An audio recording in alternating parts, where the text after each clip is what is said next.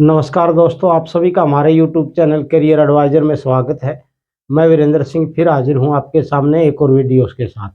आज हम इस वीडियो में बात करेंगे हरियाणा स्टेट कोटा के थर्ड राउंड की जो प्राइवेट कॉलेज है उनके सीट मैट्रिक्स के बारे में।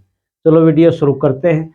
तो आज हमारा विषय है Haryana state quota seat matrix for round 3 2024 private colleges. Private college में जैसे आपको पता हरियाणा स्टेट में 3 प्राइवेट कॉलेज हैं जो रोहतक यूनिवर्सिटी से एफिलेटेड है।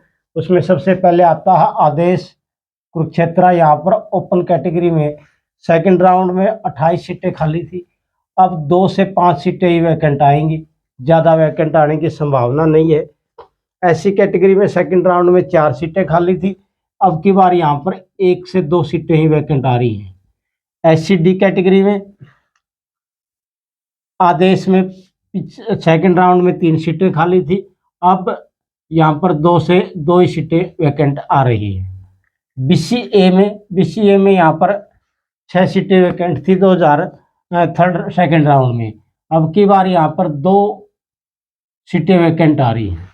BCB में 3 सीटें वैकेंट थी आदेश में सेकंड राउंड में। थर्ड राउंड में यहाँ पर एक ही से 2 सीटें वैकेंट आएगी। MGT कैटेगरी में 42 सीटें खाली थी आदेश में। अब की यार 6 लगा रहे हैं, मैक्सिमम 10 सीटें वैकेंट आने की संभावना है। अब बात करते हैं NC मेडिकल कॉलेज की। NC मेडिकल कॉलेज में ओपन कोटा में जो सीट वैकेंट थी सेकंड राउंड में वो 25 थी, लेकिन यहाँ अब 3 से 5 ही सीटें वैकेंट आएंगी। SC में 2 सीटें थी, अब यहाँ पर 1 सीट वैकेंट आ रही है। SC/D में यहाँ पर 3 सीटें वैकेंट थी, अब यहाँ 1 से 2 सीटें वैकेंट आने की संभावना है। BCA में यहाँ पर 8 सीटें वैकेंट थी NC मेडिकल कॉलेज में, अब यहाँ 1 से 2 ही सीटें वैकेंट आएंगी। BCB में 4 सीटें वैकेंट थी NC मेडिकल कॉलेज में, अब यहाँ 1 से 2 ही सीटें वैकेंट आने की संभावना है।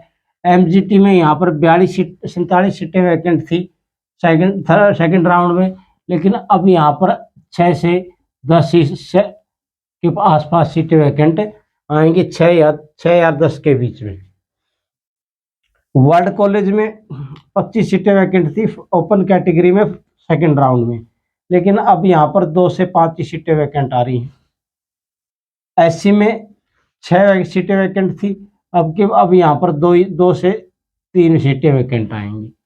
SC/D में 6 सीटें वैकेंट थी, लेकिन काफ़ी सीटें फिलअप हो गई है, 1 से 2 ही सीटें वैकेंट आएंगी।